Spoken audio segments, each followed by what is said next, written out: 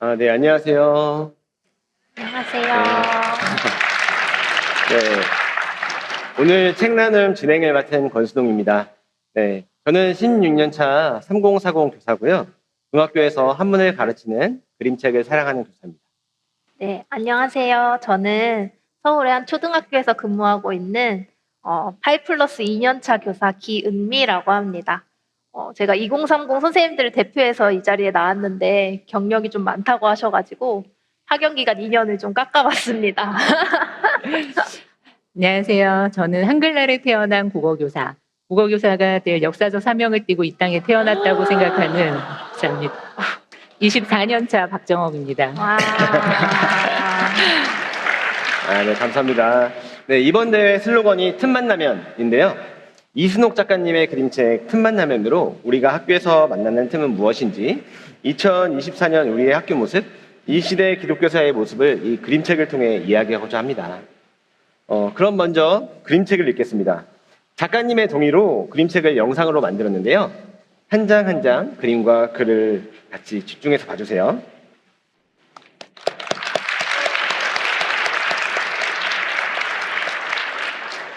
그림책 틈만 나면 이 그림책 대화를 준비하면서 정말 수차례 그림책을 읽었는데요. 정말 이렇게 다시 봐도 너무 마음에 와닿는 것 같습니다. 그럼 저희가 이렇게 가장 인상 깊었던 장면부터 함께 나누면서 대화를 시작하겠습니다. 저는 이 장면이 가장 인상 깊었는데요. 여리지만 살아있는 우리는.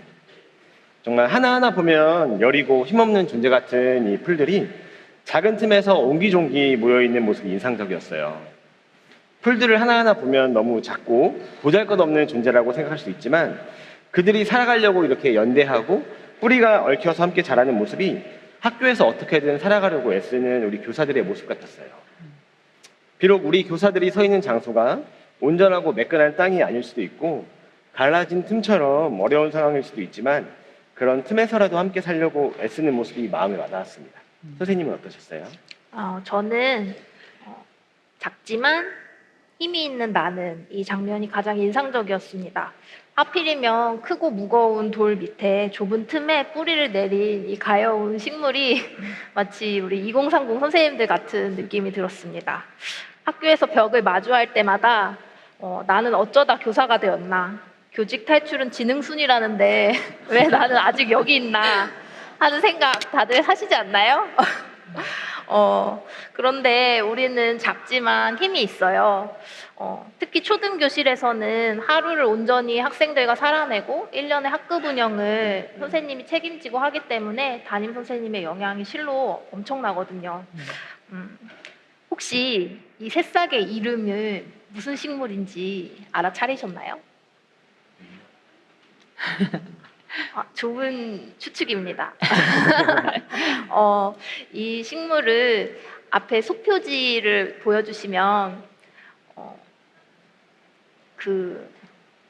키 작은 해바라기예요. 이 이야기의 결말은 크고 무거운 돌이 작게 느껴질 만큼 새싹이 무럭무럭 아름답게 자랐다는 해피엔딩이에요. 그러니까 지금은 물음표 투성이지만 우리 2030 선생님들의 마무리는 꽃이 피고 열매 맺으리라는 소망의 메시지인 것 같아서 저는 이 장면이 가장 마음에 들었습니다. 네, 박정호 선생님은요? 네, 저는요. 나만의 춤을 출 수 있다면 이 구절과 장면이 인상적이었는데요.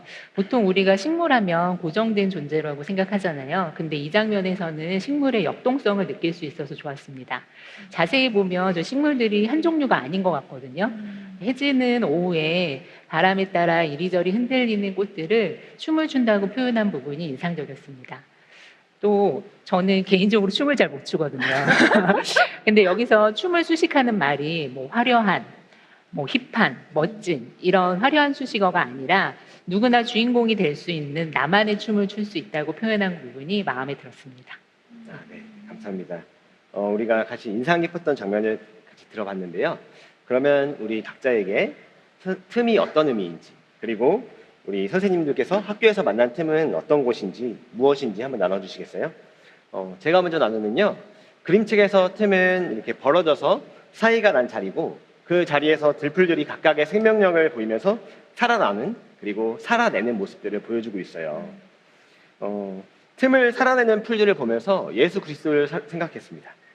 2000년 전에 오셨던 예수님께서는 하나님의 아들이신데도 불구하고 중심이 될 수 있는 로마 황궁에 오지 않으시고 베들레헴 중에서도 마국간, 그야말로 틈에 오셔서 고단한 삶을 사신 것 같아요. 하지만 그 틈에서 시작된 예수 그리스도의 생명이 전 세계로 퍼져가서 지금은 그 생명력을 우리도 이 공간에서 같이 누리고 있잖아요. 그렇죠? 이 상황이 틈은 생명력이 터져나갈 수 있는 공간이라고 생각합니다. 제가 학교에서 만난 틈에 대해서 말씀드리면요. 저는 작년부터 경기도 안산에 위치한 중학교에서 근무하고 있습니다. 제가 근무하는 중학교는요. 전체 800명 가량의 학생 중에서 표면적으로 드러나는, 그러니까 출석부에 영어로 이름이 써 있는 학생들만 약 150명 가량 있어요. 네, 실제 각 학급에 들어가 보면 출석부만으로 판별이 어려운 학생까지 포함하면요. 약 50% 가량이 다문화 학생입니다. 네. 이전까지 저는 인문계 고등학교에서 9년간 근무를 했거든요. 그때는 제가 수업 준비를 할 때 뭐 토론 수업 혹은 좀 아이들의 역량을 키워줄 수 있는 수업, 의미가 있는 수업을 고민했는데 이제 아이들이 뭐 기본적인 글쓰기나 한국어 교육도 필요로 하는 아이들이 있으니까 정말 이 아이들이 정말 교육의 틈 같은 곳에 살고 있구나라는 생각을 하고 있습니다. 네, 선생님 어떠세요? 네, 저는 우리가 학교에서 교사로서 참 많은 사람들을 만나잖아요. 교실의 학생들, 학생들 뒤에 학부모, 또 학교에서 함께 일하는 동료 교사나 관리자, 행정직원, 강사.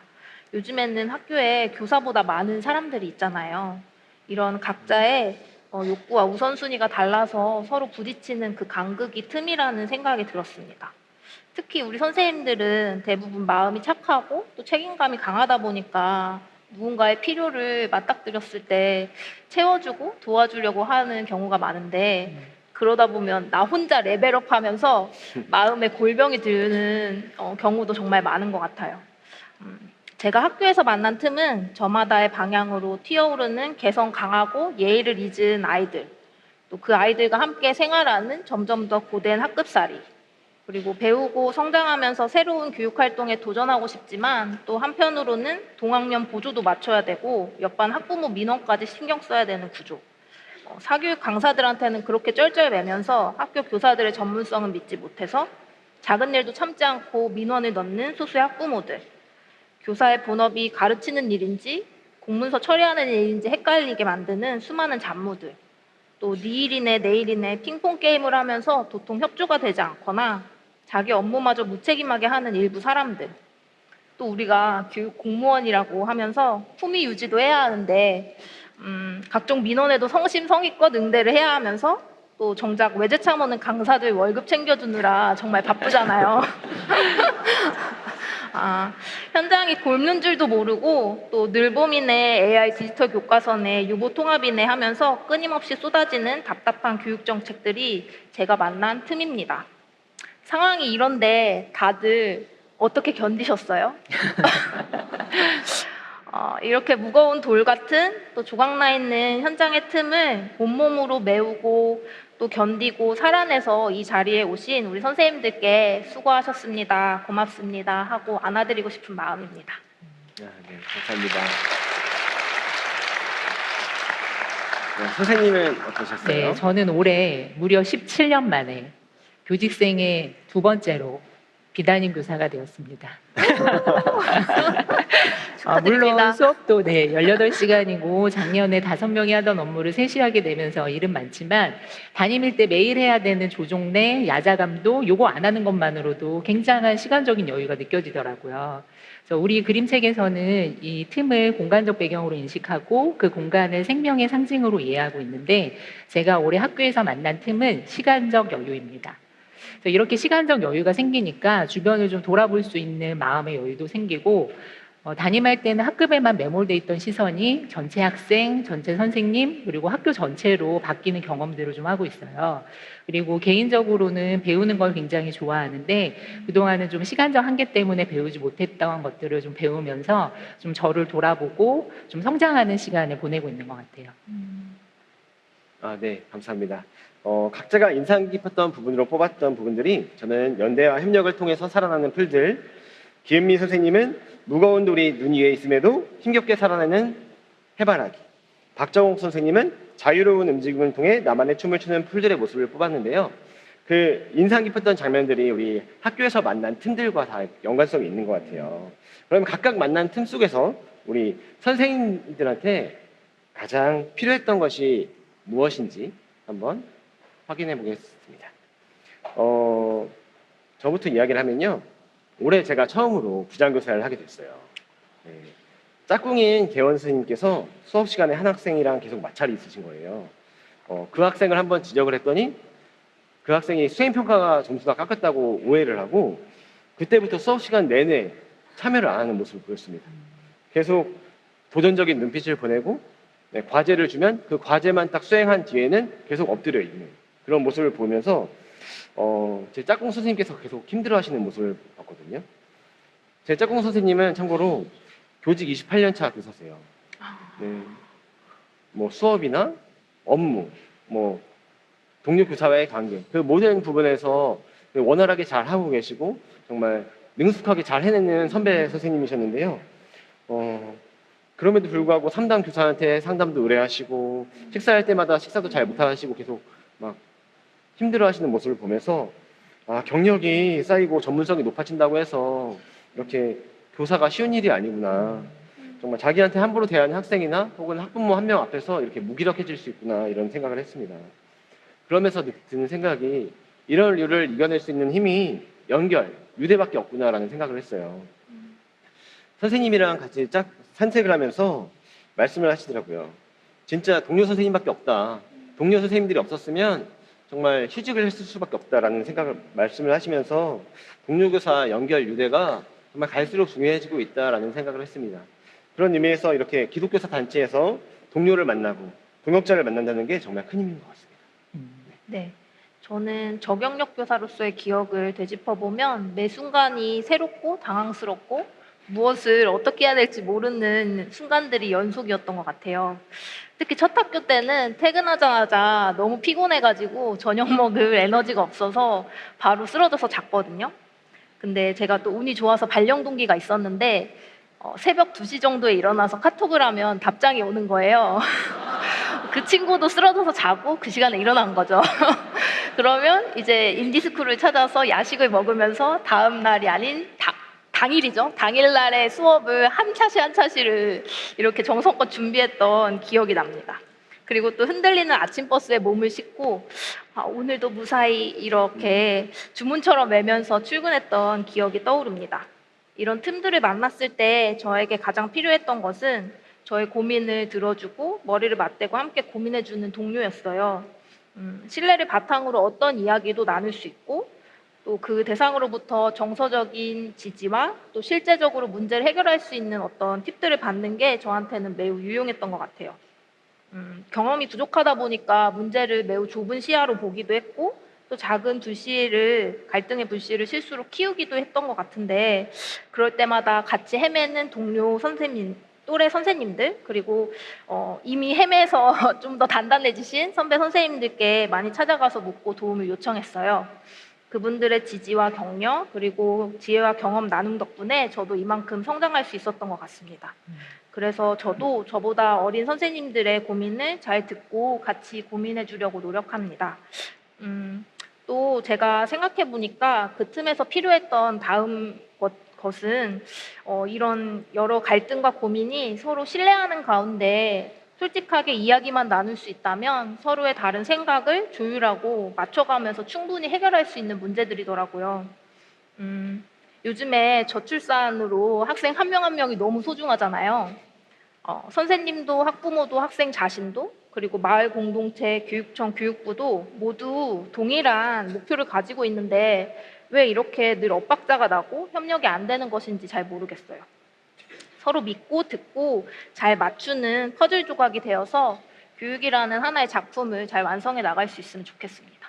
네, 감사합니다. 박정욱 선생님 말씀해 주시겠어요? 네, 요즘 우리 학교가 굉장히 바쁘잖아요. 저는 일반계 고등학교에 있는데 저희 학교 교실 앞에는 화이트보드로 된 달력 칠판이 있거든요. 거기 보면 아이들이 그 주에 해야 할 수행평가들이 빼곡하게 적혀 있어요. 근데 어떤 날은 7교시 수업 중에서 6시간이 수행평가라고 하더라고요. 근데 우리 선생님들도 굉장히 바쁘잖아요. 담임 교사들은 아침에 지각 결석하겠다는 아이들의 문자 메시지를 확인하는 것부터 하루를 시작하게 되잖아요. 근데 어떤 애는 또 예의 없게 선생님 오늘 생휴요 이렇게 보낸 애들도 있어요. 뭐 그런 애들도 일일이 다 전화해가지고 많이 아프냐, 약 먹고 좀 나아지면 학교에 와보지 않겠냐 이렇게 달래야 되고, 또 쉬는 시간에도 조퇴하겠다, 이거 해달라 저거 해달라 찾아오는 아이들도 많고요. 또 요즘에 특히 마음이 아픈 아이들이 많잖아요. 그래서 그런 아이들은 늘 관심을 가지고 수시로 지켜봐야 되고.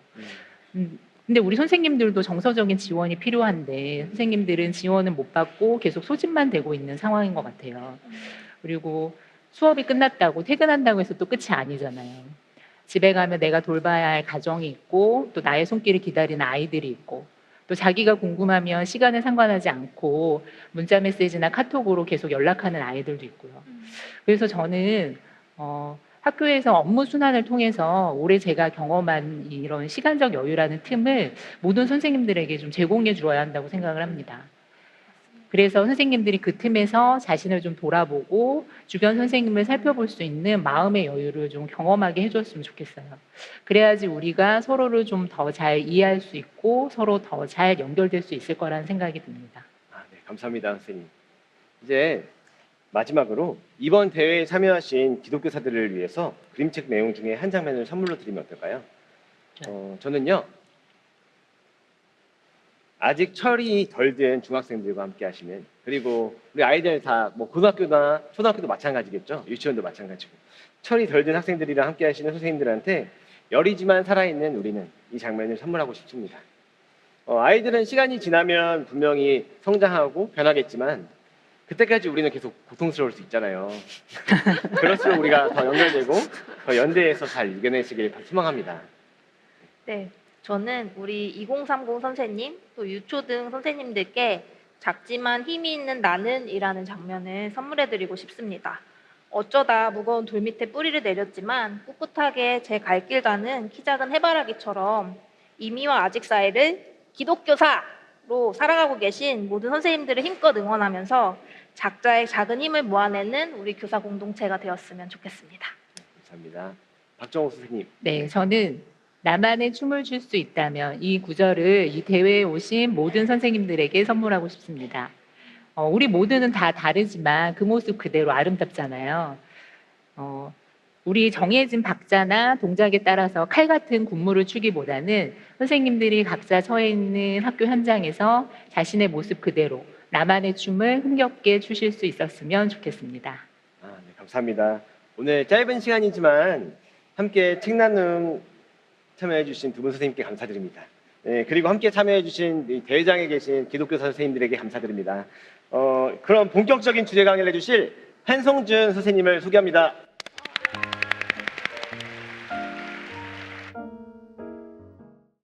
예, 반갑습니다. 세상에서 가장 귀한 우리 종사운동 선생님들 얼굴과 얼굴로 만나뵐 수 있게 되어서 얼마나 기쁜지 모릅니다. 저는 종사운동 공동대표 한성준입니다.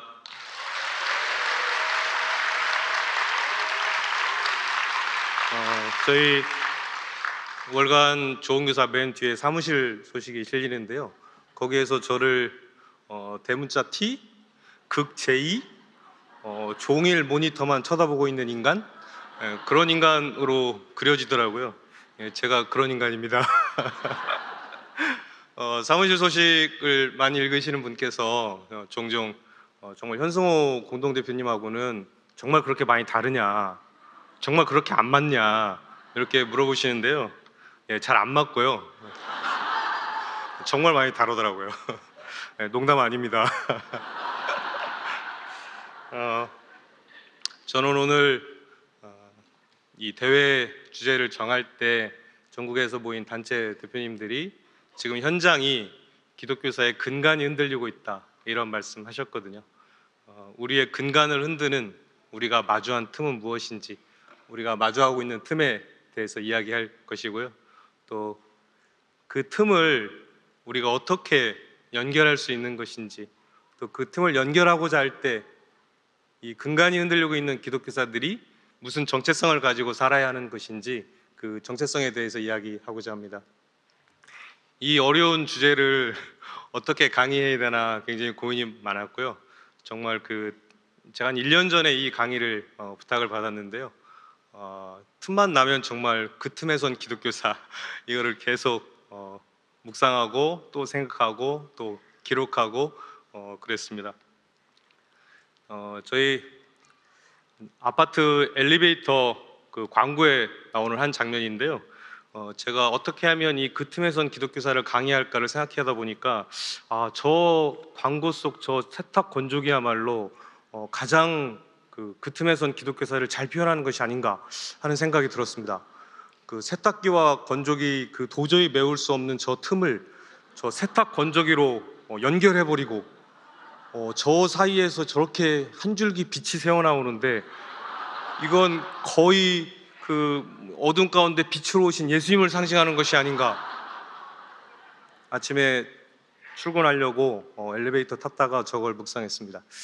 제 상태가 이 지경에 이르자 그 주제 강의를 하는 것도 하는 건데 이 내용을 어떻게 전달해야 할지가 굉장히 두려웠고요. 늘 모니터만 쳐다보고 있는 인간이 이걸 어떻게 강의를 해야 할까 굉장히 고민이 됐습니다. 하나님께서 저에게 아주 특별한 달란트를 주셨는데 어떤 분위기에서 이야기를 해도 3분 안에 모든 분위기를 진지하게 만들어 버릴 수 있습니다. 오늘 여러분도 그 달란트가 발휘되는 현장을 경험하실 것입니다. 그래서 어떻게 전달해야 될지를 많이 고민하다가 1년 동안 제가 묵상하고 기록하고 쓰고 읽고 했었던 이 원고 뭉치를 정확한 용어로 읽어드려야겠다라는 생각이 좀 들었습니다. 여러분에게 아주 긴 편지가 도착했다 생각해 주시고 잘 들어주실 수 있으실까요? 예, 감사합니다. 그러면 이제 본격적인 이제 궁서체의 시작입니다. 우리가 서 있는 틈에 대해서 먼저 이야기하고자 합니다. 앞서 우리 박정옥 선생님, 또 기은민 선생님, 권선홍 선생님께서 초중고에서 우리가 어떤 틈에 서 있는지 말씀해 주셨는데요. 주홍사 오픈 카톡방에 다음과 같은 글이 올라온 적이 있습니다. 우리 사회 보시는 진 선생님께서 한번 좀 읽어주시겠습니까? 저는 마음 먹었습니다.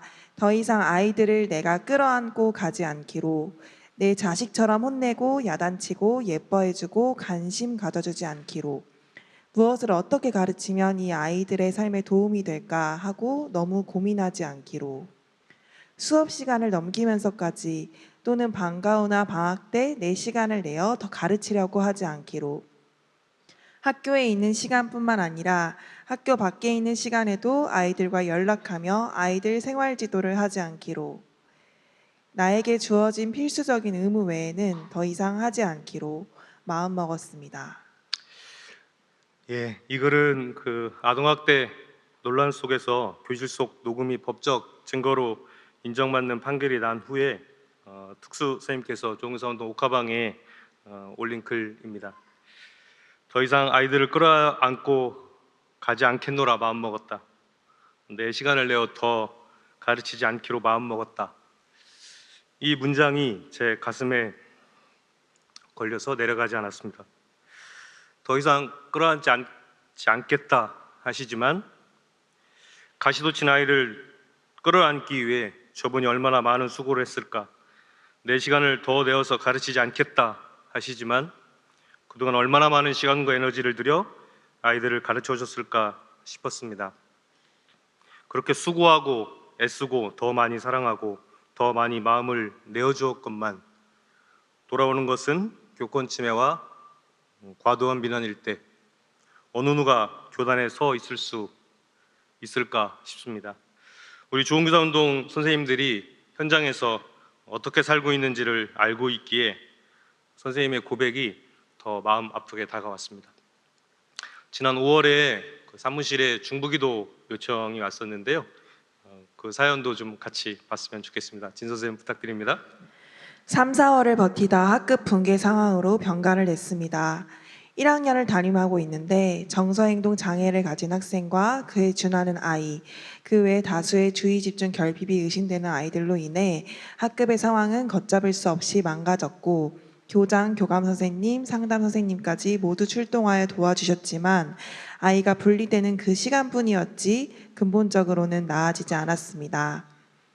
분리 조치가 학교 차원에서 이루어지더라도 아직까지 책임 소재와 시스템적인 부분이 부족하기 때문에 도움을 구하는 상황이 계속되었고 자괴감은 점점 심해졌습니다. 기본 예절과 생활이 안 되는 1학년 앞에서 우스워지다 보니 점점 교직에 대한 자신감을 잃고 아무 조치도 할 수 없는 제 모습이 너무 갑갑합니다. 감사하게도 가장 심한 아이는 가정의 협조 아래 병원 처방약을 먹기 시작했습니다. 다만 약이 모든 해결책이 아니며 학급에 문제 행동을 하는 아이가 그 아이뿐만이 아니라는 점이 학교에 돌아가고 싶은 마음을 지워버립니다. 기도 부탁드립니다.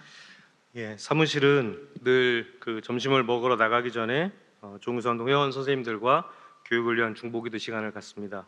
이날도 이분의 기도 제목으로 기도를 해야 하는데 기도는 나오지 않고 제 안에 분노가 올라왔습니다. 1학년 앞에서 우스워진다. 학교에 돌아가고 싶은 마음을 지워버린다. 선생님의 이 표현이 또 제 마음에 걸렸습니다. 교사들이 교단을 떠나게 내몰리는데 교육당국은 뭐하고 있나 싶어 화가 났습니다. 하나님은 그 순간에 뭐하고 계셨나 원망하는 마음도 들었습니다. 작년 여름을 기억하실 것입니다. 그렇게 뜨겁게 공교육 회복을 외쳤지만, 그래서 교권보 5법이 통과되었지만 교권보 5법 덕분에 학교에서 가르칠 맛이 난다는 분을 저는 단 한 명도 만나지 못했습니다. 더 많이 헌신하고 더 많이 섬기면 응당 좋은 것으로 되돌아오기는커녕 사람을 우습게 여기고 수고와 헌신을 당연시하며 정작 위기에 처하면 나몰라라 하는 우리네 학교 모습에 도대체 어떤 기독교사가 살아남을 수 있을까 싶었습니다. 저는 우리의 이러한 삶의 모습에서 살고 싶은 삶과 살고 있는 삶, 그 사이의 틈을 발견합니다. 우리는 모두 기독교사로 살고 싶은 삶이 있습니다. 학급 아이들에게 복음을 나누고 제자로 양육하는 삶, 수업과 학급 운영을 통해 학생들에게 배움의 기쁨을 회복하게 하는 삶, 힘들고 아픈 동료 교사를 위해 섬기고 나누는 삶, 학교가 보다 보람 있는 곳이 되었으면 하는 삶. 그러나 우리가 살고 있는 삶은 어떠합니까? 우리의 선의는 늘 왜곡되고 애매한 고난, 억울한 고난을 감내해야 하며 도와주는 이 없이 홀로 긴 싸움을 해야만 하는 골리앗 같은 현실의 벽 앞에 서곤 합니다. 오늘 대회장에 앉아 계신 모든 분들도 비슷한 경험을 하셨을 것입니다. 그렇지 않습니까? 또 어떤 분은 지금 대회장에 앉아 있지만 대회를 기점으로 뭔가 하나님께서 제대로 답을 주지 않으시면 교단을 떠나리라 마음먹고 이 대회를 마지막 자리로 생각하고 오신 분들도 계실 것입니다. 이렇듯 우리는 모두 살고 싶은 삶과 살고 있는 삶, 그 틈 앞에 서 있습니다. 선생님은 이 틈 앞에서 어찌하고 있습니까? 살고 싶은 삶이 온갖 이유로 사라지지 않을 때, 그때 우리는 어떻게 살아야 하는 것입니까? 이런 틈 앞에 서 있는 성경 속 인물을 만났습니다. 베드로인데요.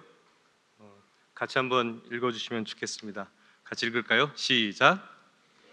베드로를 보시니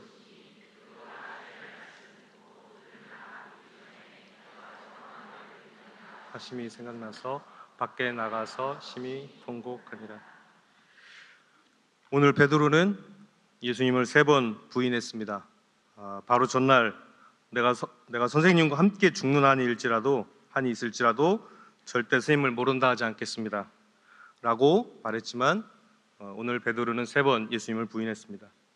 그런 예수님을 주님께서 돌이켜 똑바로 보고 계십니다. 분명 베드로가 살고 싶었던 삶은 그 누구보다도 더욱 주님을 인정하는 삶이었을 것입니다. 그러나 오늘 그가 살고 있는 삶은 다른 누구보다 더 강력하게 예수님을 모른다 말하는 삶을 살고 있습니다. 이 비극적인 틈 사이에서 베드로는 심히 통곡합니다. 같은 일화를 다룬 마가복음에서는 저 심히 통곡하니라를 엎드려서 울었다라고 표현되어 있습니다. 저는 꺼이꺼이 울음을 토해내는 베드로의 울음에 대해 저는 처음에는 당신이 그러면 안 되지 그렇게 생각했습니다. 그의 울음은 배신의 울음이요, 무책임한 울음이요, 겁쟁이의 울음이라 생각했습니다. 그러다 제 인생을 돌아보았습니다. 나는 살고 싶은 삶과 사는 삶 사이에서 어떻게 반응하지? 제 자신에게 물었습니다. 저는 살고 싶은 삶과 살고 있는 삶 그 틈을 만났을 때 울지 않더라고요. 저는 울지 않더라고요.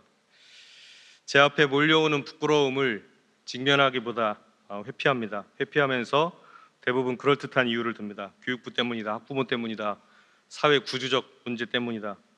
저는 울음보다는 이유를 먼저 찾더라고요. 저는 고등학생 자녀를 둔 학부모입니다. 큰아이는 고3이고요. 작은아이는 고1 딸아이입니다. 저희 부부가 다 대회 오는 바람에 우리 큰아이가 오늘 제대로 학교를 갔는지 모르겠습니다. 아침에 작은아이를 깨웠는데 안경을 쓴 채 침대에서 작은아이가 자고 있었습니다. 오늘 있을 수행평가를 준비했는데 깜빡 잔다고 잔 게 아침까지 자버린 모양입니다. 전날도 수행평가 때문에 날을 샜으니까 몸이 버틸 재간이 없었을 것입니다. 아까 박정욱 선생님 말씀하신 7교시 중에 6교시가 수행평가 있는 날이 제 딸아이에게도 아마 그런 날이었던 것 같습니다. 작은아이가 넋을 잃은 표정으로 건들면 눈물이 쏟아질 것 같은 얼굴로 제 앞에 왔습니다. 얼른 준비해서 학교 가자고, 수행평가 못 본다고 네 인생 크게 탈나는 거 없으니 얼른 서 있지만 말고 등교 준비하라고 제가 말했습니다. 그래도 제 아이는 제 앞에서 계속 서 있기만 합니다. 고등학생, 여학생 자녀를 둔 분들은 다 아실 것입니다.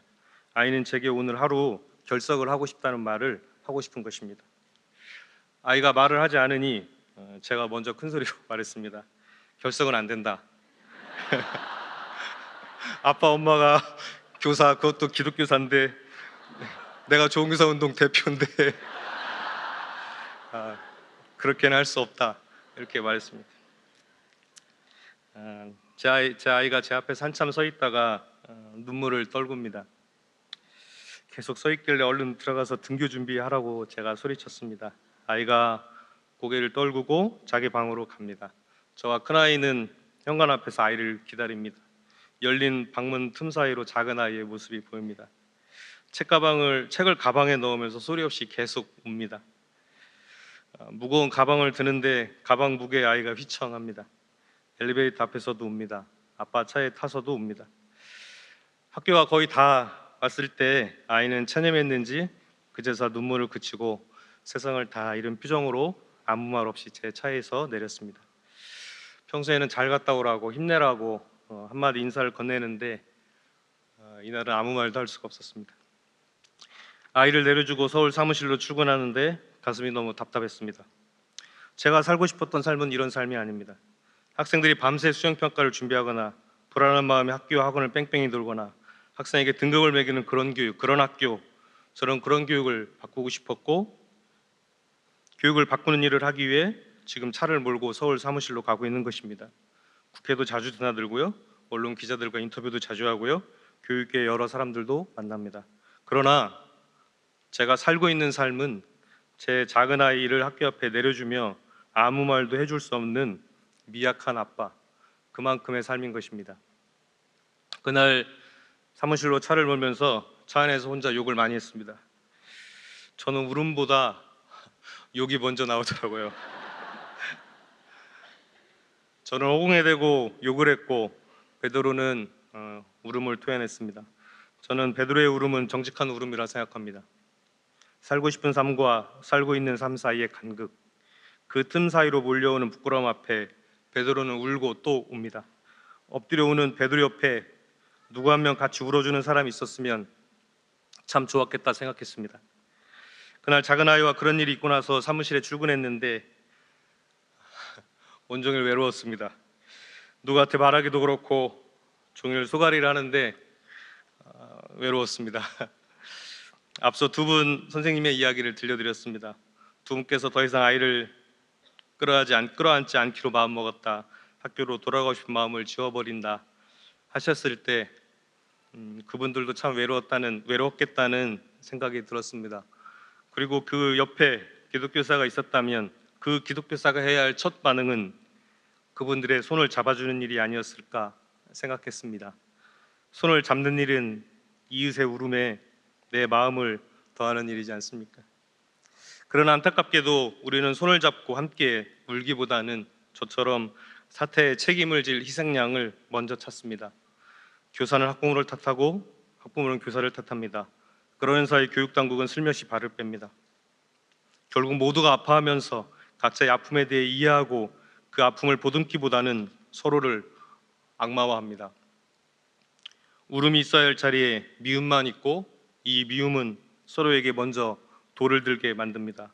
동료 교사에게, 교장 교감 선생님에게, 학부모들에게, 학생들에게 서로가 서로를 향해 돌을 듭니다.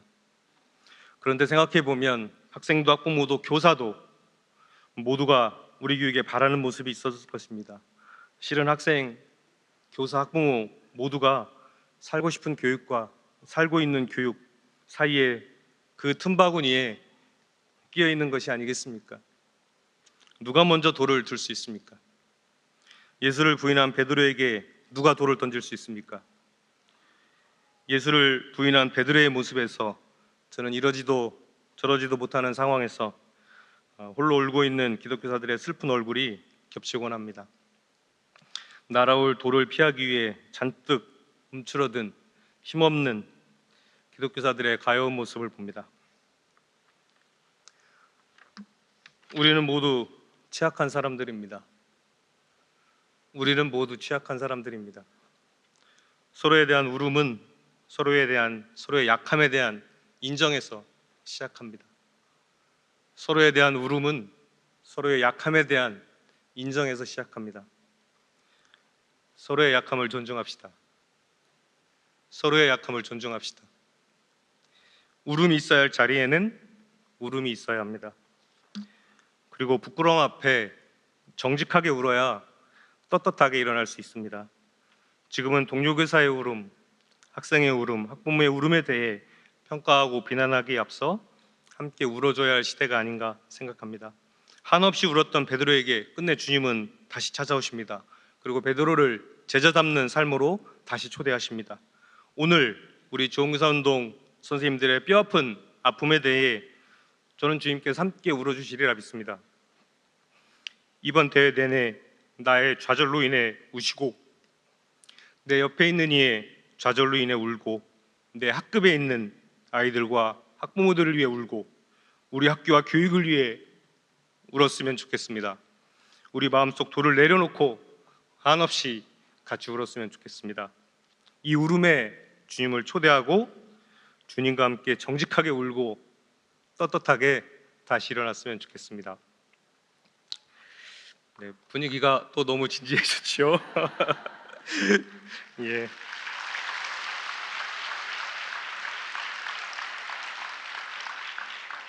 예, 이 모든 게 다 제 달란트 덕분입니다. 저는 함께 울어주는 이웃에 대해 말씀드렸는데요.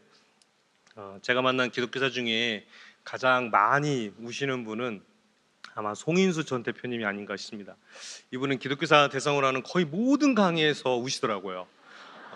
그런데 송인수 선생님을 능가하는 새로운 울보가 태어났습니다. 누구일까요? 아, 그렇죠. 네, 현승호 공동대표입니다. 이분은 거의 매일 웁니다. 제주에 살고 있기 때문에 그 숙소를 서울 우리 사무실 인근에 마련해줬다고 했을 때도 울었고요.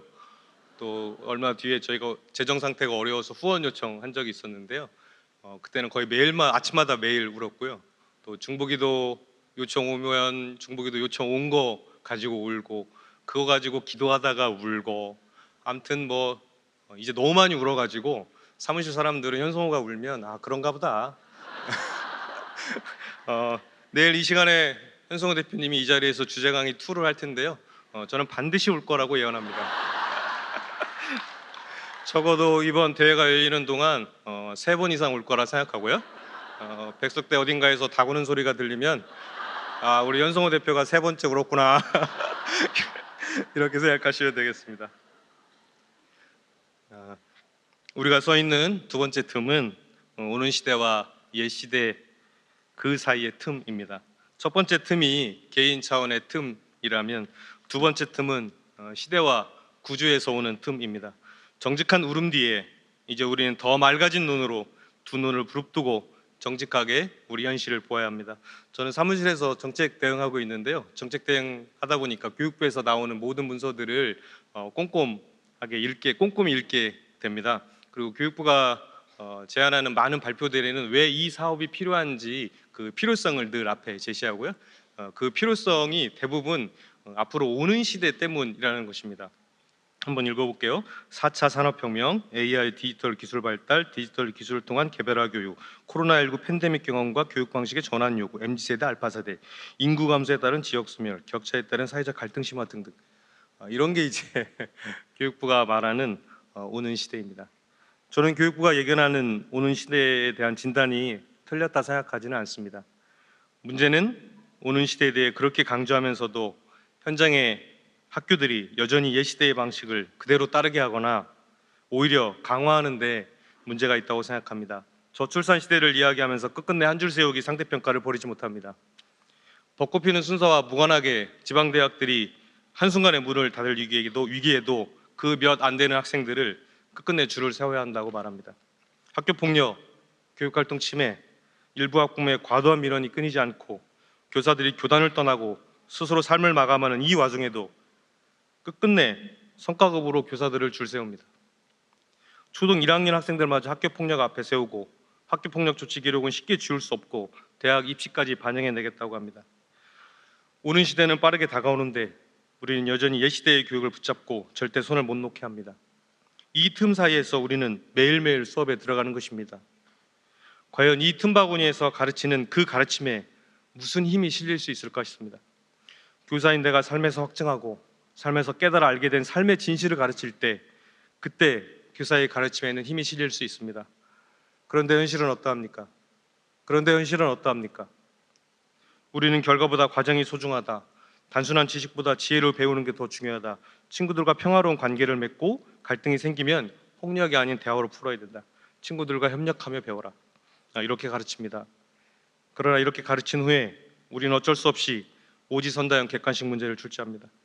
문제 중에는 1등급 4% 학생을 변별해내기 위해 대다수 학생들이 틀릴 수밖에 없는 함정 문제를 숨겨둡니다. 내가 가르치고 내게 배운 학생들에게 문제를 내는데 학생들 대부분이 틀려하는 문제를 내야만 합니다. 과정이, 지혜가, 평화로운 관계가, 대화가, 협력이 중요하다 가르쳐 놓고 교사는 과정보다 결과를, 지혜보다 지식을 묻는 문제로 학생들을 평가합니다. 그럼 어느 학생과 어느 학부모가 교사가 말하는 과정과 지혜와 평화로운 관계에 대해서 또 협력에 대해서 배우겠습니까? 결국 교사는 오는 시대와 옛 시대 사이의 틈바구니에서 힘없는 가르침을, 아무도 신뢰하지 않는 가르침을 반복하고 있을 뿐입니다. 이런 비극이 어디 고등학교 선생님들만의 문제이겠습니까? 초등학교는 초등학교대로, 대안학교는 대안학교대로, 유치원은 유치원대로, 특성화고는 특성화고대로 다 그 구조적인 교육의 틈바구니 안에 우리 모두는 끼어 있다고 생각합니다. 저는 이 틈 사이에서 제 인생은 무엇을 해야 하는지 고민하다가 오는 시대와 옛 시대 그 구조의 틈 사이에 서 있었던 세례 요한을 만났습니다. 구약의 시대가 끝나고 신약의 시대가 열리는 그 시작점, 그 틈에 세례 요한의 삶이 있습니다. 같이 말씀을 나눠 읽었으면 좋겠는데요. 선생님들께서 먼저 읽어주시면 제가 그 다음 절을 읽겠습니다. 자, 같이 읽겠습니다. 시작.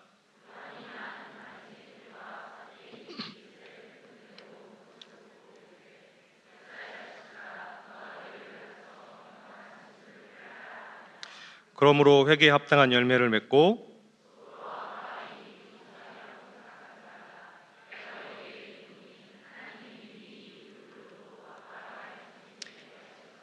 감사합니다. 독사의 자식들아 하고 외치는 세례 요한의 외침이 쏟아지는 폭포수처럼 시원했습니다. 오는 시대를 이야기하면서 실은 옛 시대의 구습을 붙잡고 오는 시대를 맡고 있는 이들에게 시원하게 외치는 이 세례 요한의 목소리는 마치 천둥 수레와 같기도 하고 보시는 이미지처럼 하늘에 이렇게 쩍 틈을 내는 번개처럼 저에게는 느껴지기도 했습니다. 변할 것 같지 않은 견고한 벽에 커다란 틈을 쩍 내는 듯 보였습니다. 옛시대의 구습에 새로운 틈을 내는 세례요한의 외침에는 힘이 있습니다. 그의 힘 있는 가르침에 사람들은 회개의 자리로 나옵니다. 기독교사들의 가르침에도 이런 힘이 실렸으면 참 좋겠습니다. 세례요한은 고관 대작들이 듣고 싶은 말을 하는 사람이 아니라 들어야 하는 말을 합니다. 그들이 들어야 한다고 하나님께서 말씀해 주신 그 소리를 담백하게 쏟아냅니다. 비록 머리가 잘릴지라도 그는 외치는 자로 두 시대 사이에서 소명을 다합니다. 그리고 그의 외침에 이어져서 예수 그리스도의 세계가 펼쳐집니다.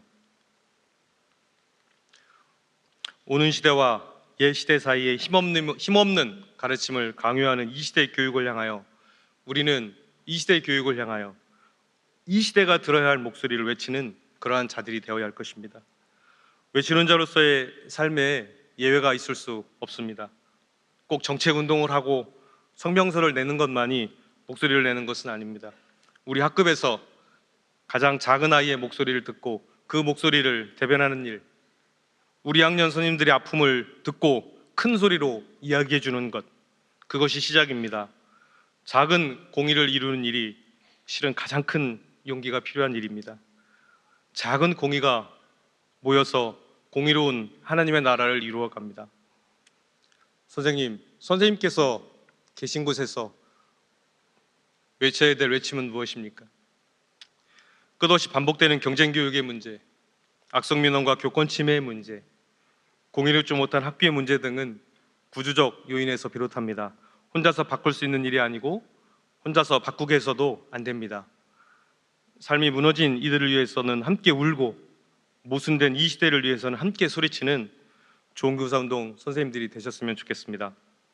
그리하여 와야 할 시대가 속히 오도록 옛 시대의 구습은 하루빨리 눈 녹듯 사라지도록 선생님의 자리에서 외칠 수 있는 소리를 힘껏 내주시기를 부탁드립니다. 지금 우리가 서 있는 틈에서 우리가 해야 할 일은 함께 울고 함께 소리치는 것입니다. 어제 목사님께서 말씀하신 타인의 고통에 책임을 지는 것은 그 첫걸음은 저는 함께 울고 함께 소리치는 일이라고 생각합니다.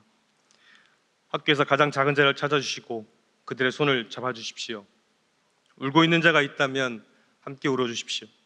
누군가 옳은 일을 위해 홀로 목소리를 내고 있다면 옆에서 같이 외쳐주십시오. 배운다는 것이 실은 기쁜 일이라는 것을 선생님의 가르침에서 보여주십시오. 이와 같은 일들이야말로 그 틈에 서 있는 기독교사들이 틈을 연결하는 자로서 보여줘야 될 마땅한 삶의 모습일 것입니다.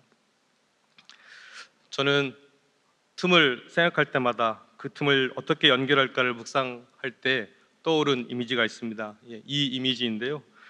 내비게이터웨어 선교회에서 전도할 때 쓰는 브릿지 예화입니다.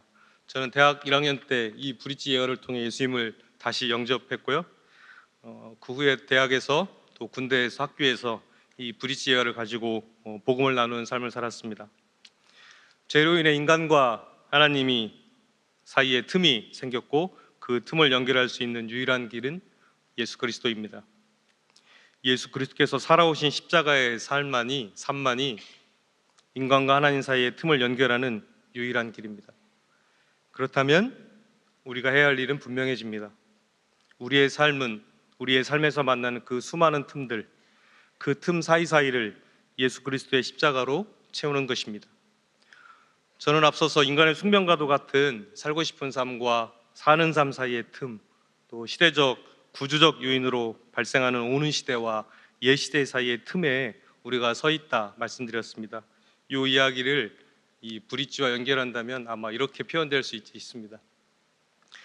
인간과 하나님 사이에 예수 그리스도의 십자가를 통해 우리가 다시 연결되었듯이 살고 있는 삶과 살고 싶은 삶, 옛 시대와 오는 시대, 저 사이의 틈을 메울 수 있는 유일한 길은 십자가인 것이고, 결국 중요한 것은 저 십자가를 어떻게 해석하느냐인 것이고, 저 해석은 우리 각자의 몫이 될 것입니다.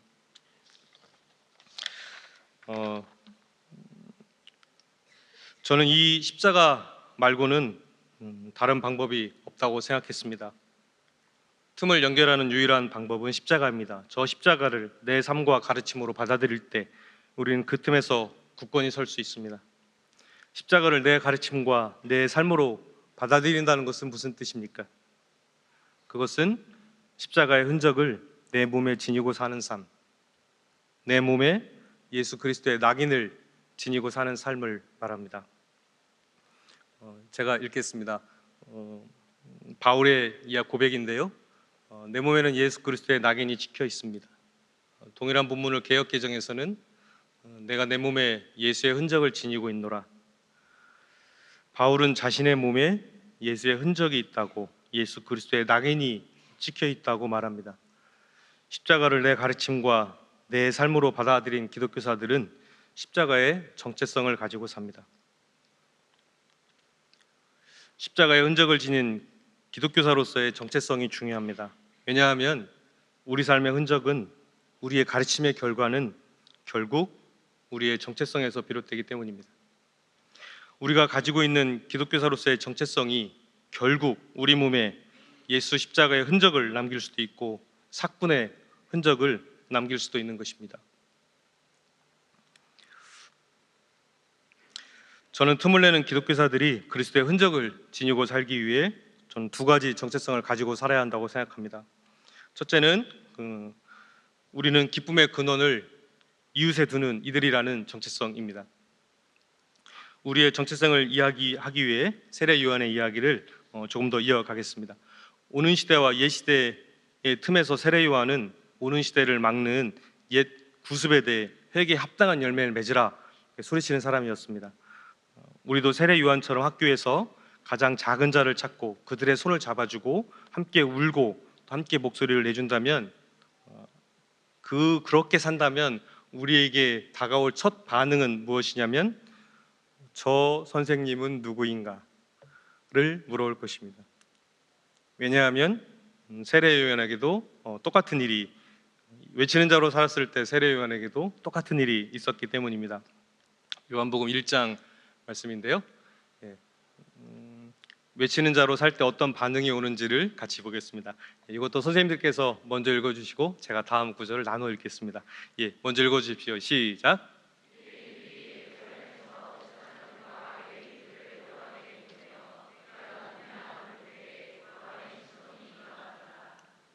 요한이 드러내어 말하고 숨기지 아니하니 드러내어 하는 말이 나는 그리스도가 아니라 한데,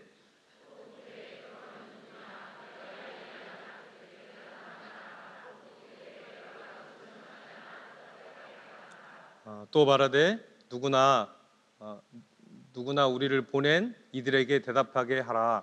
너는 내게 대하여 무엇이라 하느냐?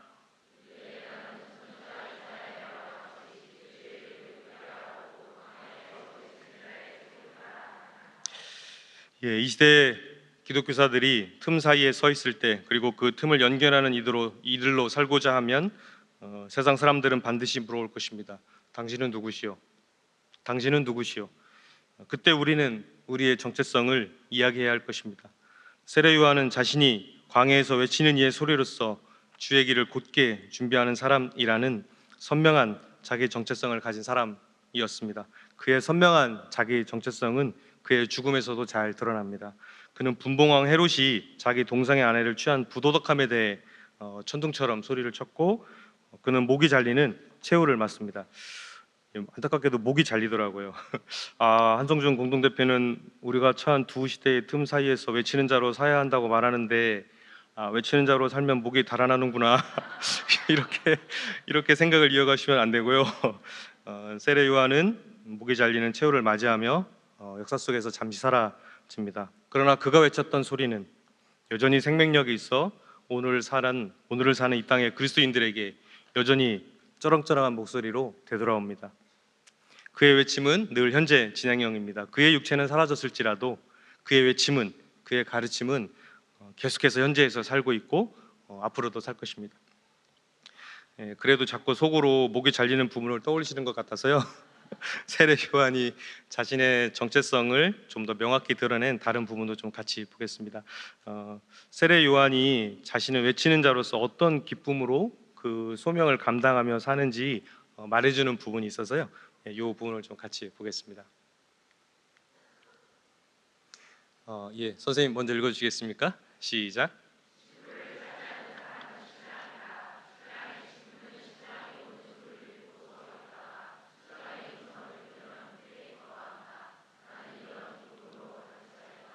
그는 흥하여 하고 나는 쇠하여야 한다.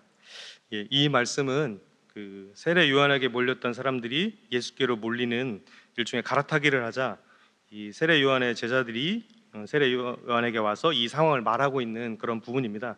자신의 스승에게 사람들이 몰려오고 제자들이 날로 증가하다가 이제 그들이 이제 썰물처럼 쭉 빠져나갈 때 제자 된 자로서 세례 요한의 제자들은 어쩔 수 없이 좀 비교하는 마음이 들었을 것이다라고 생각했고요.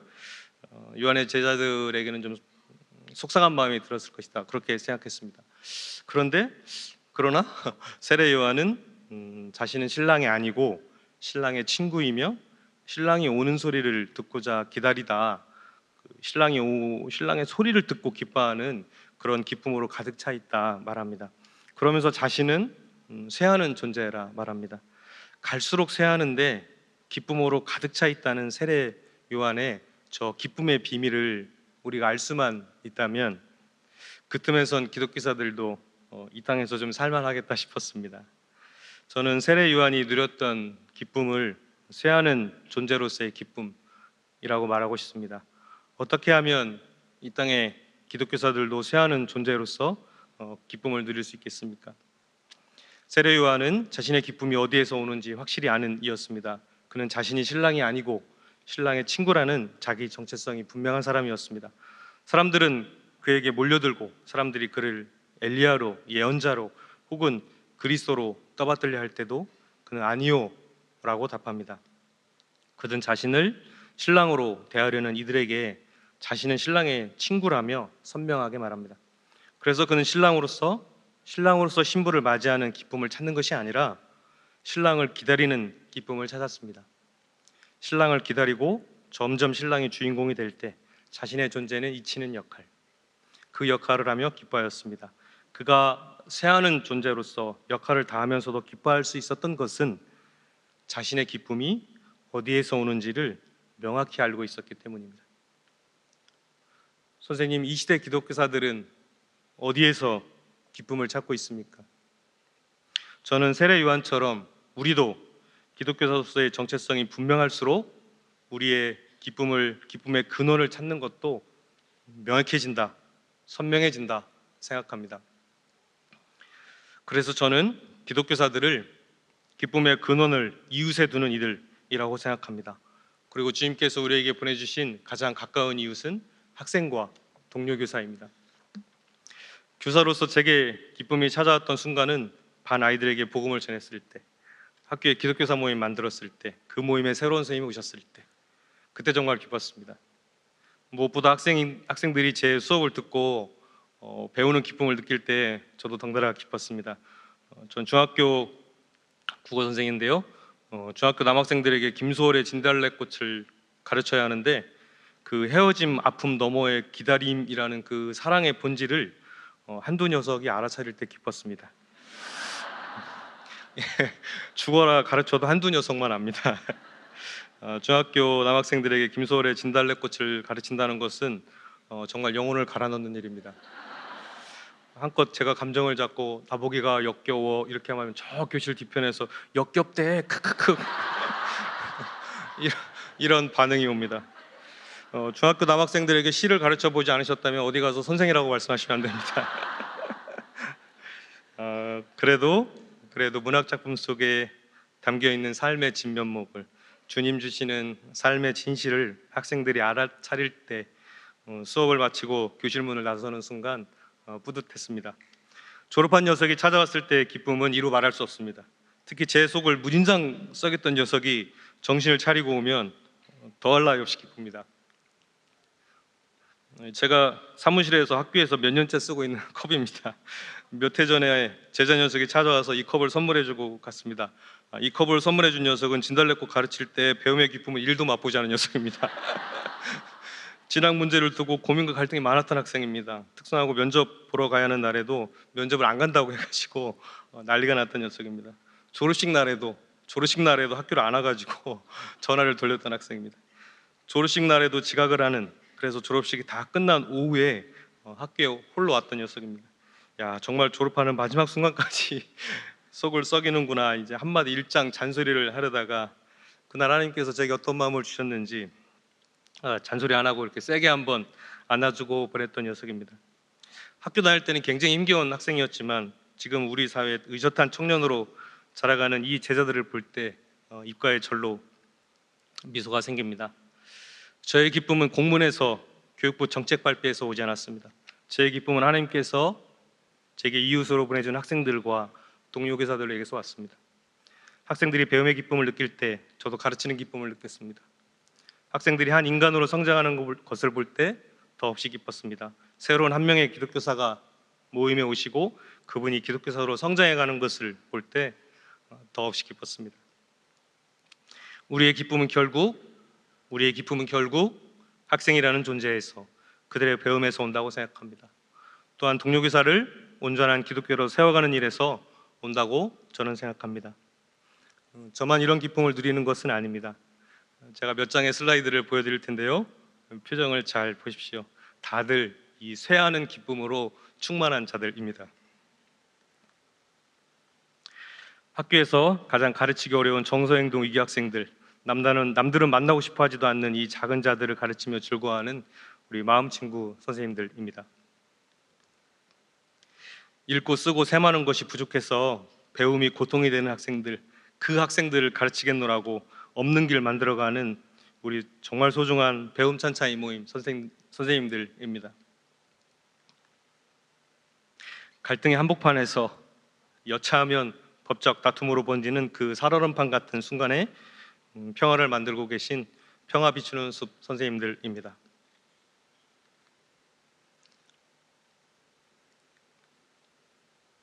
예, 올해 새로 생긴 전문 모임인데요. 타일러, 아이즈너, 듀이의 민주주의와 교육, 민주적 목적을 위한 흥미 도야의 재구성, 백워드 교육과정, 수기 교육과정. 글자를 읽으면서도 이게 무슨 말인지 모르겠는데요. 그 복잡하고 어려운 교육과정을 연구해서 모든 학교들이 사용할 수 있는 좋은 교사운동의 정신을 담은 좋은 교육과정 프레임워크를 개발하겠다고 나선 우리 좋은 교육과정 연구소 선생님들입니다. 이분들은 진짜 답 없는 분들인데요. 2주에 한번 정책위원회를 논의하는 좋은 교사 정책위원회 선생님들입니다. 답은 없고 논쟁만 가득한 얘기를 2시간, 3시간 합니다.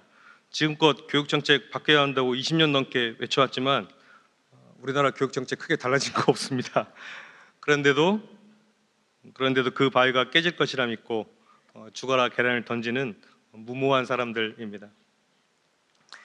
마지막 사진은 제가 20년째 나가는 지역 모임 선생님들입니다. 퇴근하고 그 지친 몸을 끌고 모임에 옵니다. 와서 뭐 특별히 하는 게 없습니다. 밥 먹고 차 마시고 사는 얘기하고 기도 제목 나누고 그러다 가끔 책 읽고 그게 전부입니다. 그런데 이 모임은 30년 가까이 없어지지 않고 있고 이 자리를 지키는 이들이 있습니다. 사진으로 다 보여드리지는 못했지만 우리 좋은교사운동의 12개 회원단체, 1개의 협력단체, 15개의 전문 모임, 6개의 기독교관 모임, 260여 개의 지역 모임 모두 같은 모양으로 삽니다.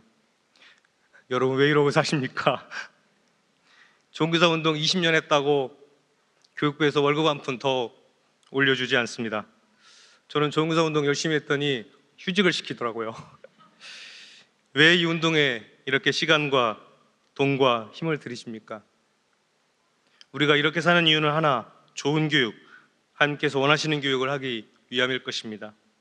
그리고 좋은 교육은 학교에서 가장 작은 자, 너무 작아서 그 울음소리조차 들리지 않는 그 한 명의 이웃의 울음에 동참하고 그 작은 자를 천하보다 귀하게 여기는 일에서 시작한다고 믿습니다.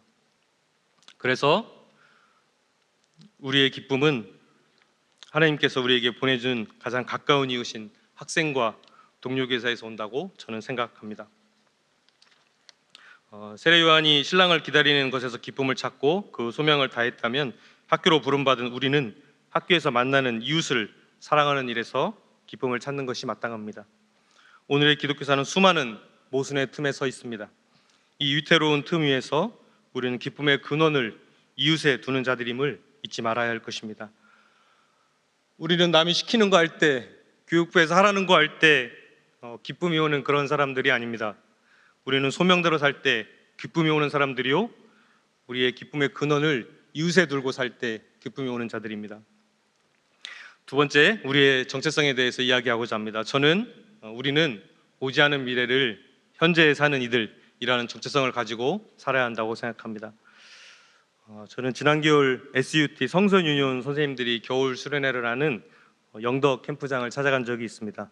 그때 대신대학교에서 신학 가르치시는 박윤만 목사님께서 강사로 오셔가지고 요한복음에 나타난 그 시간의 의미, 요한복음에 나타난 때, 시간의 의미를 좀 어떻게 이해해야 하는지 그 부분을 좀 설교 강해해 주셨는데요. 한 구절 좀 같이 보겠습니다.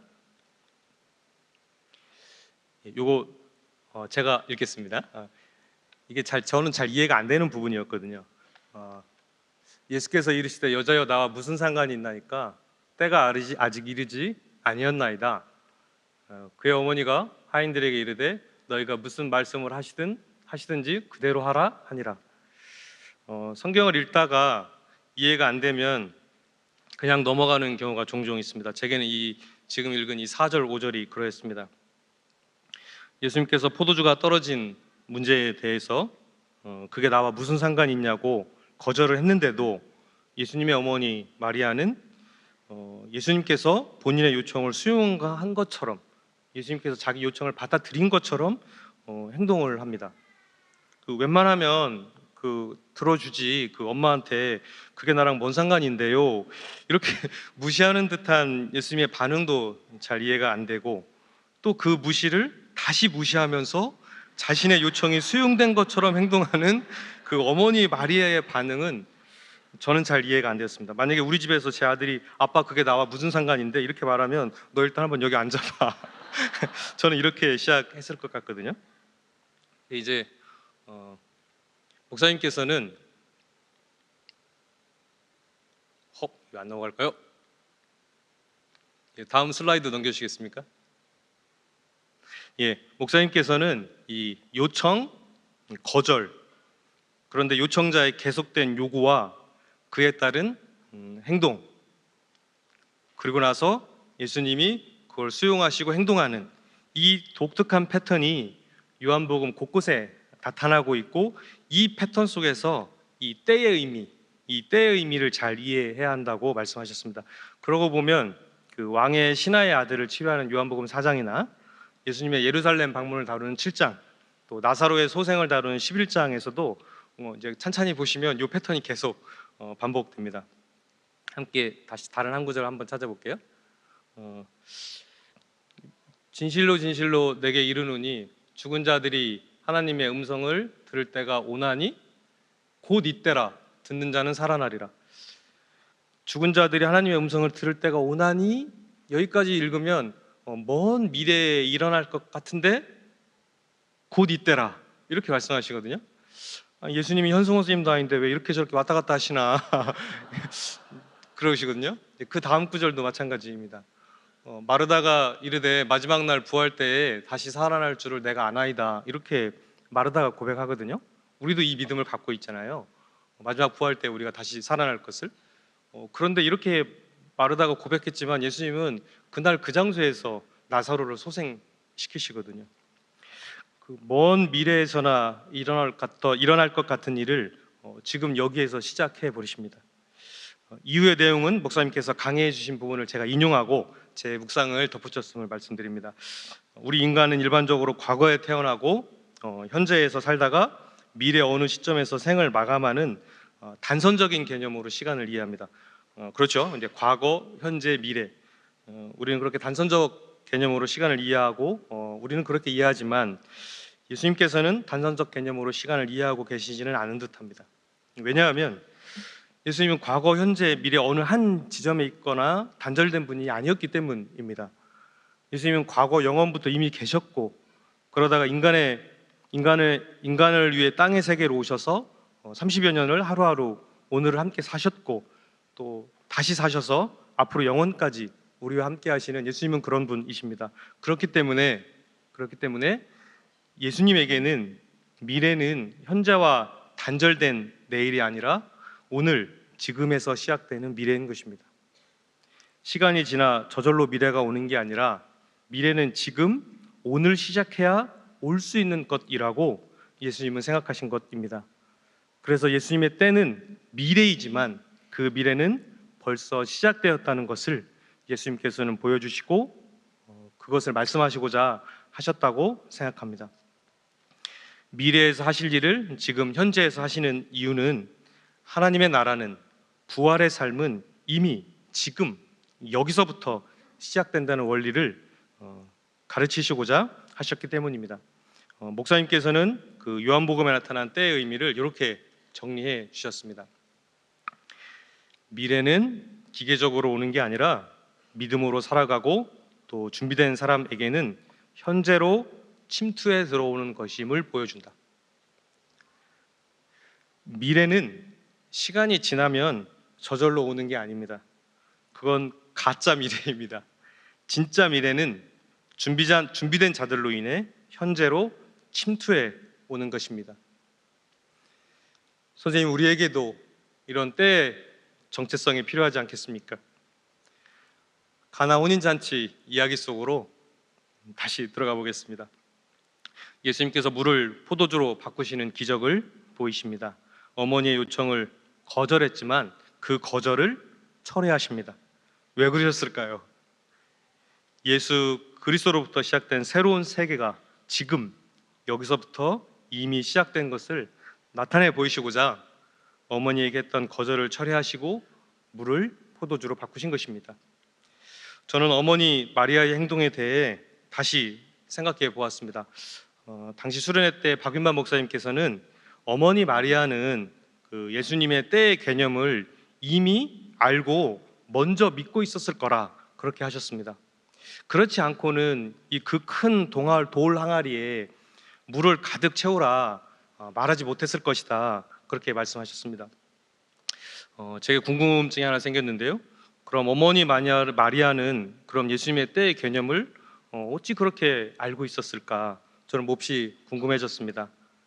그러다가 마리아가 예수님을 잉태하는 과정을 다시 보게 되었습니다. 어머니 마리아가 아기 예수를 잉태하고 있던 시간을 생각해 보십시오. 결혼하지 않은 처녀에게 이미 한 생명이 찾아오고 이 생명은 인류를 구원할 구원자라는 것을 천사가 알려줍니다. 그리고 마리아는 이를 믿음으로 받아들입니다. 마리아는 자기 뱃속에 있는 아기가 인류의 구원자가 될 것이라는 것을 알고 있습니다. 예수께서 인간의 몸으로 태어나시기 전부터, 자신의 몸 안에 있을 때부터 마리아는 이미 이분이 어떤 분인지를 알고 있었습니다. 어머니 마리아는 오지 않은 미래를 이미 현재에서 살아야 했을 것입니다. 임신과 출산의 경험이 있는 이 땅의 모든 어머니들은 오지 않은 미래를 현재에서 산다는 게 무슨 의미인지를 다 아실 것입니다. 아이는 아직 태어나지 않았는데도 좋은 음식을 먹고 좋은 것을 듣고 좋은 것을 맛봅니다. 아직 귀도 입도 만들어지지 않았으나 엄마가 먼저 보고 먼저 듣고 먼저 맛을 봅니다. 마치 아이가 태어난 것처럼 먼저 행동합니다.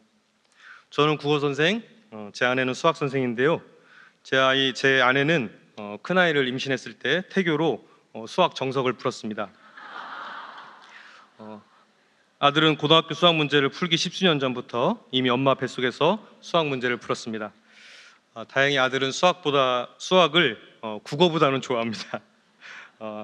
정석을 풀지 않았던 둘째는 수학과 과학을 몹시 싫어합니다. 지난번 그 수행평가 하는 날 학교 안 가겠다고 했던 날도 과학 수행평가 하는 날이었습니다. 이 땅의 모든 어버이들은 오지 않은 미래를 먼저 산다는 게 무슨 의미인지를 자녀를 기르게 되며 저절로 알게 됩니다.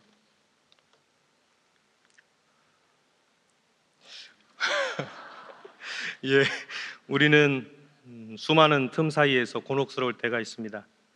이때 우리에게 필요한 정체성, 우리가 발휘해야 할 믿음은 우리는 오지 않은 미래를 현재에서 사는 이들이라는 정체성입니다. 선생님, 우리는 미래를 막연히 기다리는 사람들이 아닙니다. 오지 않은 미래를 지금 여기서부터 사는 사람들입니다. 미래를 현재에서 살아야 하니 우리는 불편하고 감내해야 할 것들이 많습니다. 우리 몸에 교육 회복의 생명을 잉태하고 있다 생각하시고 오늘부터 정석을 푸는 마음으로 오지 않은 미래를 하나씩 하나씩 내 삶의 현재로 가져오는 저와 여러분이 되기를 바랍니다. 우리 그렇게 합시다. 교육 회복의 씨앗을 우리 몸속에 흔적처럼 품고 삽시다. 그러면 주님께서 우리가 품은 씨앗에서 새로운 교육 회복의 꽃을 피워주실 것입니다. 대회 포스터 이미지입니다. 교실 속 바닥 작은 틈에서 또 책 사이에서 책상 틈에서 작은 씨앗들이 새싹을 튀어내고 노란 민들레꽃을 피워냅니다. 후 불면 저 하얀 민들레 홀씨들이 세상 곳곳 작은 틈들을 찾아가서 새로운 생명을 튀어낼 것만 같습니다. 저 작은 새싹들, 저 작은 민들레 홀씨 누구이겠습니까? 오지 않은 미래를 지금 여기에서부터 살아내리라 다짐하고 마음속에 교육 회복의 씨앗을 품고 가는 이 시대 기독교사들이 아니겠습니까? 이제 제 강의를 마무리하고자 합니다. 저는 앞서 우리가 서 있는 틈은 살고 싶은 삶과 살고 있는 삶 사이의 틈이요, 오는 시대와 옛 시대 사이의 틈이라고 말씀드렸습니다. 그리고 이 틈을 연결할 수 있는 유일한 길은 예수 그리스도의 십자가 말고는 없다고 했습니다. 그래서 십자가라는 예수 그리스도의 흔적을 몸에 지니고 사는 기독교사는 두 가지 정체성을 가지고 살아야 한다 말씀드렸습니다. 첫째는 세례 요한과 같이 우리의 기쁨이 어디에서 오는지 명확히 알아야 하고, 우리는 기쁨의 근원을 이웃에 두는 일이라고 말씀드렸습니다.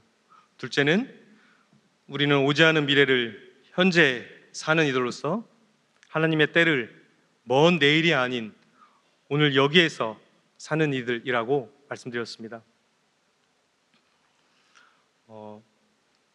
선생님, 이번 대회 슬로건은 틈만 나면입니다. 실은 이 말에는 서술어가 생략되어 있습니다.